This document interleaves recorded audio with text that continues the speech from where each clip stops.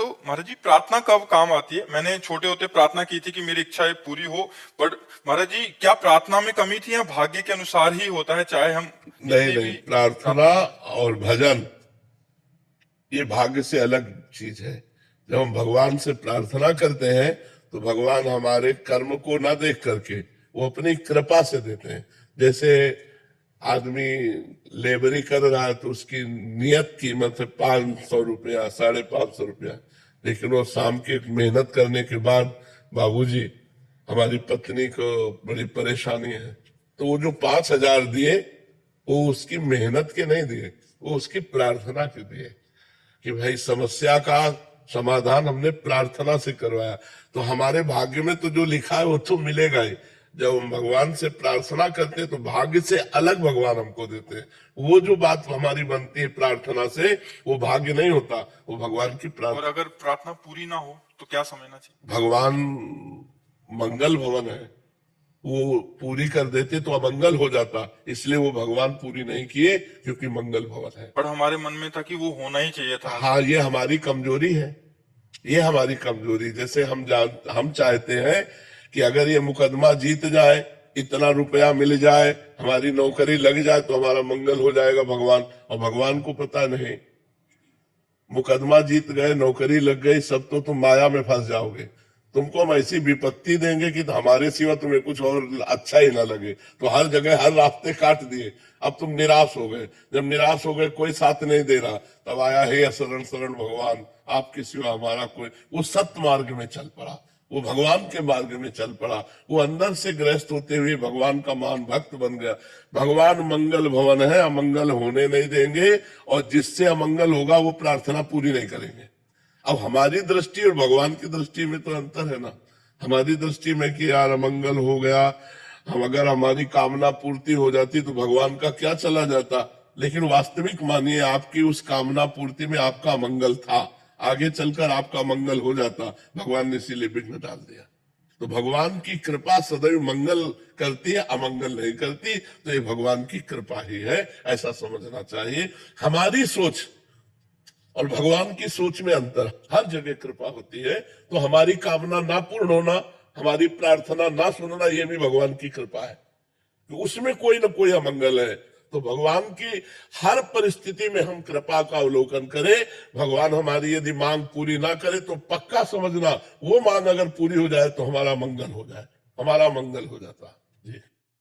सागर जी, शिप्रा जी, राधे राधे। राधे राधे महाराज जी। महाराज जी, जीवन में संतोष का अर्थ क्या है? यथा लाभ, जैसी परिस्थिति है उसमें हम राजी रहें। जो ही प्यारो करे सोई मोहि भावे। हम जैसी भी परिस्थिति आवे उसमें हाँ स्वीकृति है, हमारी कोई परेशानी नहीं।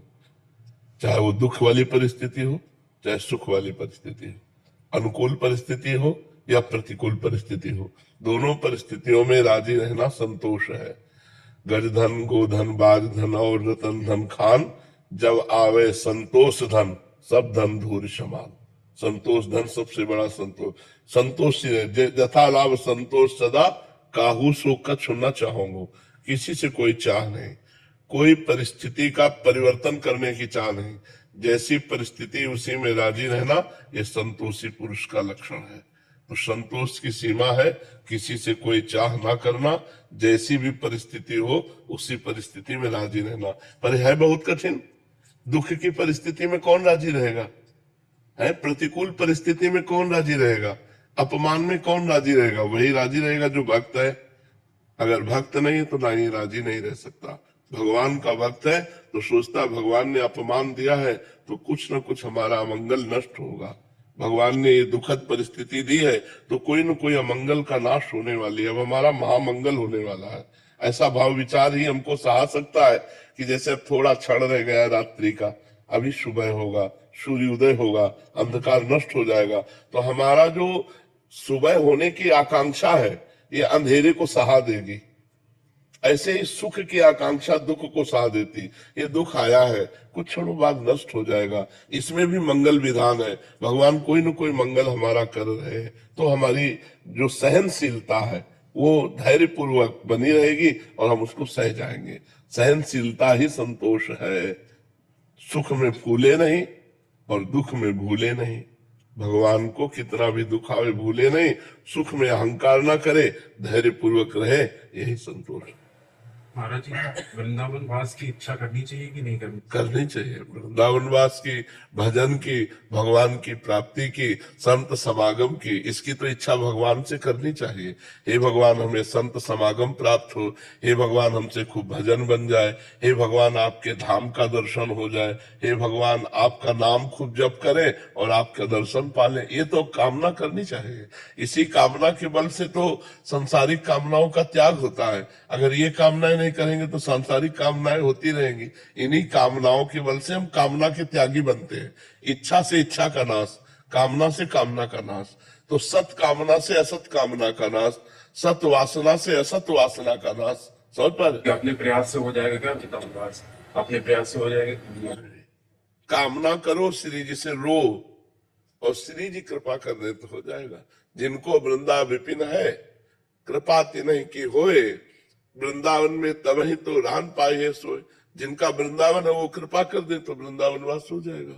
अपने पैसे के बल से या अपने बुद्धि बल से धाम वास नहीं होता।